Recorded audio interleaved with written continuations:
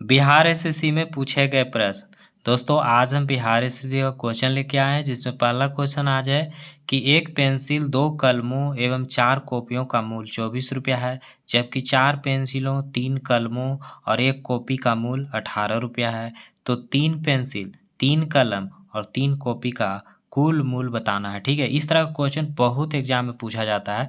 तो चलिए इसको देखते हैं कैसे ही बनता है। ठीक है, तरीका इसका क्या है। तो सबसे पहले दिया हुआ है एक पेंसिल। अच्छा, पेंसिल कलम और कॉपी के दाम निकालना है। तो आप क्या कर लीजिए, मान लीजिए। ठीक है, माना कि क्या, पेंसिल। ठीक है, माना कि एक पेंसिल का दाम आप x मान लीजिए, फिर कलम का दाम मान लीजिए y, और कॉपी का दाम मान लीजिए क्या, कॉपी का दाम मान लीजिए आप z। ठीक है, तीनों को मान लिए। उसके बाद कहा है कि एक पेंसिल है, तो एक पेंसिल का मतलब 1x। ठीक है, प्लस फिर 2 कलम है तो 2 बाई लिख दीजिए, क्योंकि कलम के बाई माने हैं तो 2 बाई। अच्छा, उसके बाद 4 कॉपी है तो कॉपी को जेड माने हैं तो 4z लिख दीजिए। ठीक है, और इसका कुल मूल्य कितना है, तो कुल मूल्य है 24 रुपया। ठीक है, तो 24 रुपया हो गया।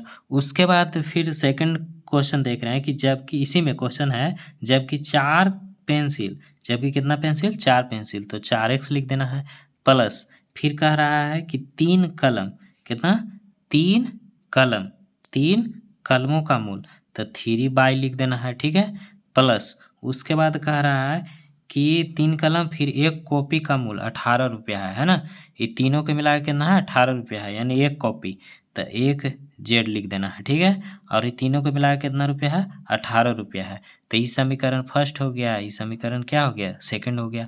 अच्छा, अब देखिए एक चीज़ ध्यान दीजिए कि इसमें क्या कह रहा है कि 3 पेंसिल और 3 कलम और 3 कॉपी का मूल्य निकालना है। यानी क्या कह रहा है क्वेश्चन कि 3 पेंसिल यानी 3x प्लस 3 कलम यानी 3 बाई प्लस 3 कॉपी का दाम निकालना है यानी 3z, इसका ही दाम निकालना है। ठीक है, तो सबसे पहले आप क्या करिए कि कुल टोटल का मूल्य इतना दिया हुआ है तो सबको जोड़ दीजिए। ठीक है, तो इसको जोड़िएगा तो 4x एक x कितना हो जाएगा, 5x, प्लस इसको जोड़िएगा तो ये भी 5 बाई हो जाएगा।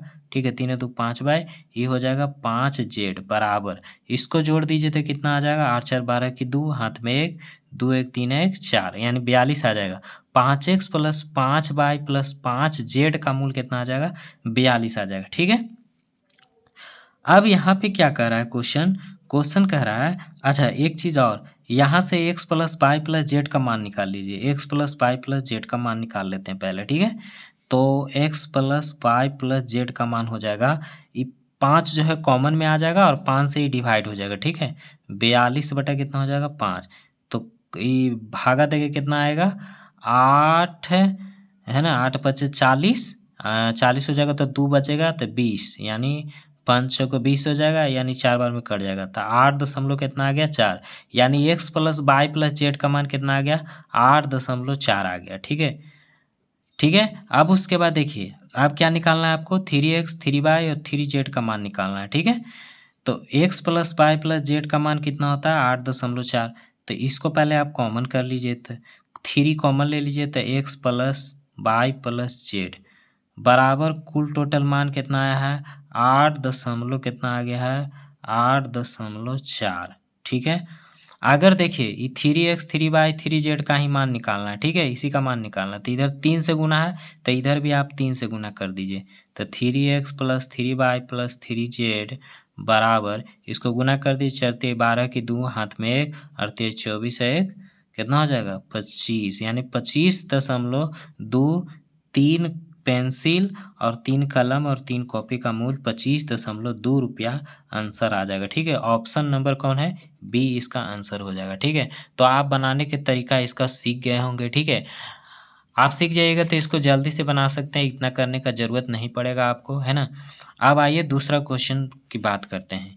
देखिए अगला क्वेश्चन क्या है कि 3 संख्याओं का योगफल 210 है, पहली संख्या दूसरी संख्या की दुगनी है एवं तीसरी संख्या की 4 गुनी है, तो सबसे बड़ी संख्या ज्ञात करें। देखिए जब इस तरह का क्वेश्चन देना तो सबसे पहले आप हदियाना नहीं है, डरना नहीं है। ठीक है, कितना भी बड़ा क्वेश्चन दे डरना नहीं है। सबसे पहले 3 संख्याओं का योगफल 210 दिया हुआ है, ठीक है। तो ये बहुत अच्छा बात है कि 3 संख्या के दिया हुआ है। तो फर्स्ट संख्या, सेकंड संख्या और थर्ड संख्या, ठीक है। यानी पहली संख्या, दूसरी संख्या और तीसरी संख्या ले लिए, ठीक है। सबसे पहले यही करना है। तो पहली संख्या कह रहा है कि दूसरी संख्या की दुगनी है। पहली संख्या दूसरी संख्या के दुगनी है एवं इसी में कह रहा है तीसरी संख्या की 4 गुनी है। तीसरी संख्या कितनी है? 4 गुनी है। यानी तीसरी संख्या अगर 1 है, तीसरी संख्या कितना है? 1 है, तो इसका ही 4 गुना है कौन? पहली संख्या। तो 4 गुना कर देंगे और रेशियो बैठा देंगे, इसका भी रेशियो बैठा देंगे। अब देखिए दूसरी संख्या निकालना है।